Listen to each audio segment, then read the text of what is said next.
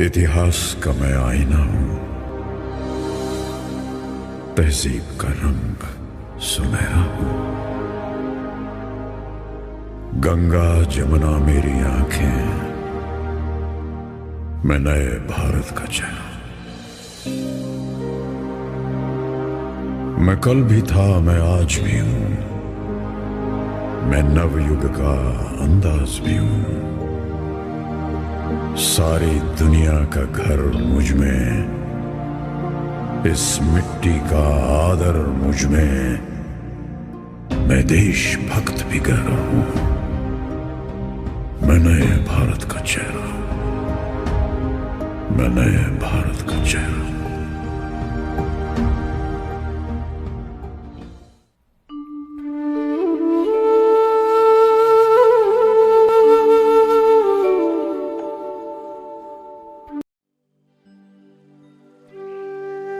रमेश की माँ, खेतों की हरियाली और ये लहराती फसलें, शीतलता प्रदान करने वाली हवाएं एक नया जीवन प्रदान करती हैं। सचमुच गांव के जैसा सुख शहरों में कहाँ। हाँ, आपने बिल्कुल सही कहा। ऐसा सुख शहरों में कहाँ। आइए बैठिए, मैं आप ही का इंतजार कर रही थी। रुकिए, मैं आपके लिए चाय नाश्ता लाती हूँ। बेटा रमेश, सुरेश, इधर आओ। क्यों लड़ रहे हो? पिताजी, इसने मेरा खिलौना तोड़ दिया। लड़ाई नहीं करनी चाहिए, आपस में प्रेम से रहना चाहिए। चलो अब तुम लोग थोड़ा पढ़ो लिखो, बहुत खेल लिए। रमेश की माँ, मेरा सारा सामान पैक कर दिया है ना, क्योंकि अभी मुझे निकलना है। हाँ, मैंने आपका सारा सामान रख दिया है, केवल आपका भोजन रखना बाकी है। बेटा, मैं जल्दी तुम्हारी मनपसंद चीज लेकर वापस आऊंगा। अपनी पढ़ाई का ध्यान रखना।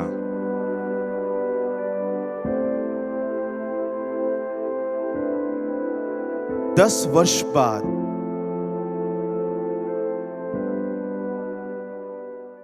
पिताजी, आपके आशीर्वाद से हमारा रिजल्ट आया है, ये देखिए। अरे सुनती हो रमेश की माँ, देखो रमेश ने कितने अच्छे अंक प्राप्त किए हैं।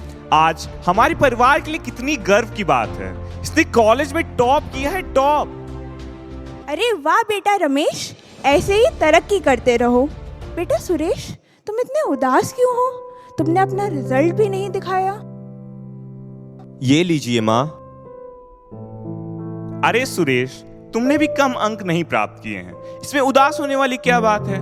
तुमने भी 65% अंक प्राप्त किए हैं। जीवन में उतार चढ़ाव तो लगा ही रहता है। तुम्हारे अंक बताते हैं कि तुम अभी और परिश्रम कर सकते हो और सफलता की श्रेष्ठ शिखर पर पहुंच सकते हो। पिताजी, मैं भी आपकी तरह पढ़ लिख कर आर्मी में जाना चाहता हूँ और देश की सेवा करना चाहता हूँ। हाँ, ठीक है, लेकिन तुम अभी अपनी पढ़ाई पर ध्यान दो, तभी तो तुम आर्मी में जा सकोगे। पिताजी, मैं तो बाहर जाकर पढ़ाई करना चाहता हूँ और वहीं नौकरी भी करना चाहता हूँ। क्या?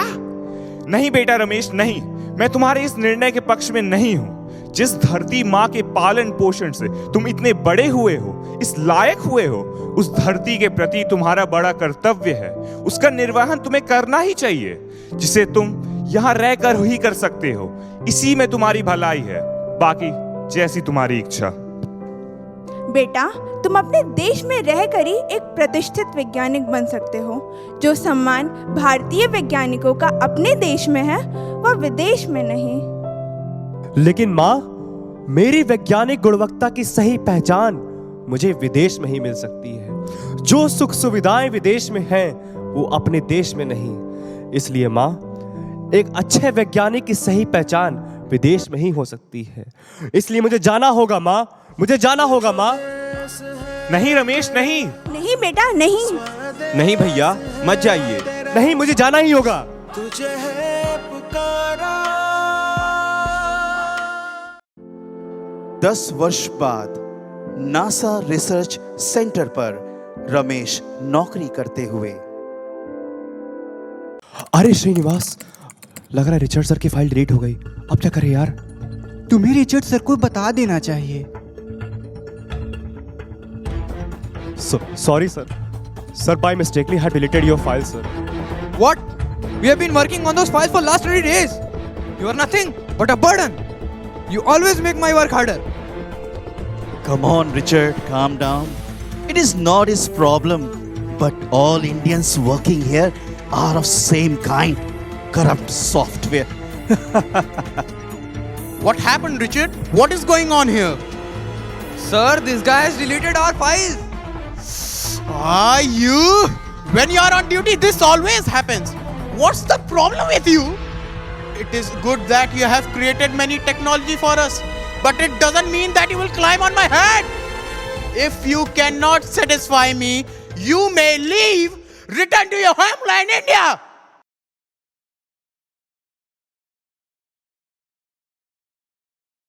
एक किसान और एक जवान, एक कर्म का कर्ज तो दूसरा अपने धर्म का कर्ज निभाता है।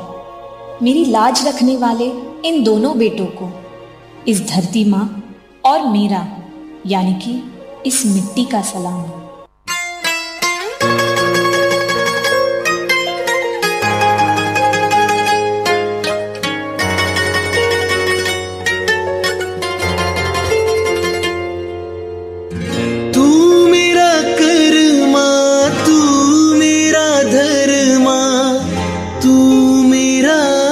अभिमान है वतन महबूब मेरे, तुझ पे दिल कुर्बान है। हम जिएंगे और मरेंगे, है वतन तेरे लिए, दिल दिया जा भी देंगे, ऐ वतन तेरे लिए।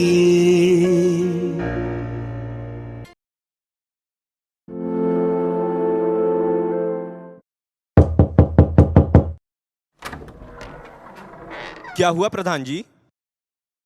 अरे ये क्या है?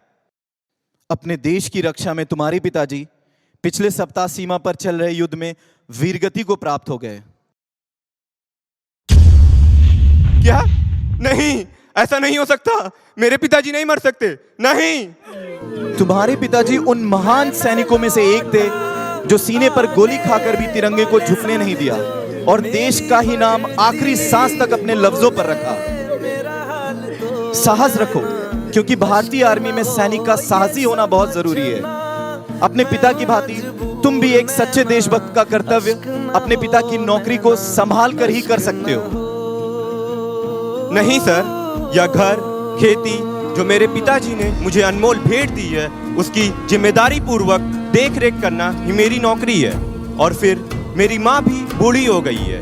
वहाँ सीमा पर युद्ध पर गया तो मेरी नामौजूदगी में इन खेतों फसलों घर के साथ साथ माँ और मेरे परिवार का ध्यान कौन रखेगा? हाँ बेटा, सही कह रहे हो। फिर भी जैसे तुमने अभी तक फसलों को पानी दिया है, अब उसी प्रकार देश की सेवा करने की बारी है। हाँ भैया, हाँ, प्रधान जी सही कह रहे हैं।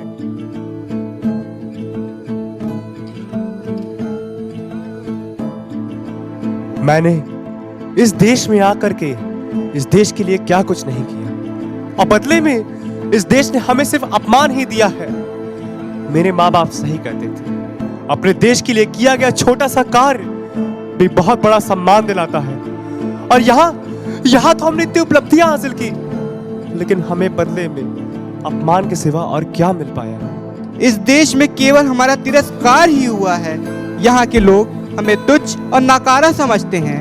इससे अच्छा तो हमारा देश है, जहाँ के माटी माटी के गुण सबको साथ जोड़कर रखते हैं। हेलो। हाँ बेटा रमेश। हाँ कौन? मैं गांव का मुखिया। हाँ मुखिया जी, प्रणाम।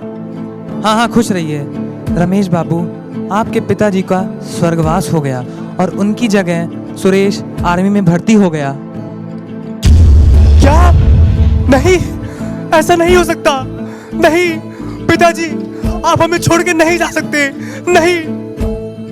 संभालो रमेश, संभालो अपने आप को। नहीं, ऐसा नहीं हो सकता।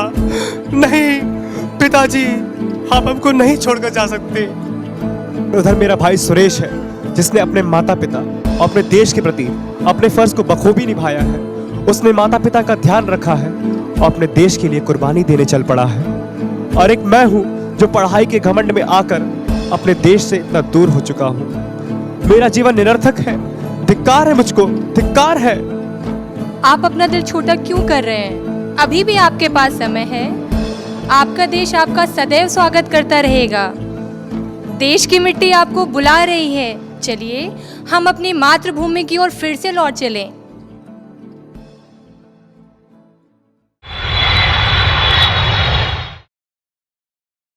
अरे यहाँ गांव में अभी भी कितनी लाचारी है। यहाँ बच्चे पढ़ने लिखने की उम्र में मजदूरी कर रहे हैं। अरे रमेश बाबू। हाँ मुखिया जी प्रणाम। अरे खुश रहिए। विदेश से कब आए आप तो गांव को जैसे भूल ही गए हैं। नहीं मुखिया जी, गांव के याद नहीं तो मुझे वापस बुला लाया। वैसे मुखिया जी, यहाँ बच्चों के पढ़ने की कोई व्यवस्था नहीं है। आखिर कारण क्या है? अरे रमेश बाबू, हमारे गांव में एक ही पुराना सरकारी विद्यालय है। वह काफी दूर है। कहना तो नहीं चाहिए रमेश बाबू, लोगों के मन में यह बात बस गई है कि अगर हम अपने बच्चों को पढ़ने के लिए बाहर भेजेंगे तो वह आपकी तरह वहीं रुक जाएंगे और आएंगे भी नहीं। अरे नहीं मुखिया जी, बुरा क्यों लगेगा? यदि मैं ही इनकी लाचारी का कारण हूं तो मुझे इस देश की मिट्टी की सौगंध है कि मैं ही इनकी शिक्षा का कारण बनूंगा और इनको शिक्षा का महत्व भी सिखाऊंगा। मेरा आपसे वादा है मुखिया जी, मैं इस गांव में परिवर्तन लाके दिखाऊंगा। अच्छा चलते हैं, प्रणाम। खुश रहिए।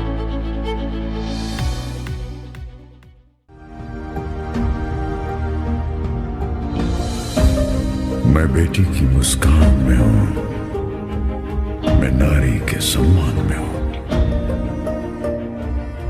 मैं बेटी की मुस्कान में हूं, मैं नारी के सम्मान में हूं। विज्ञान में और किसान में हूं, हर वीर में और जवान में हूं।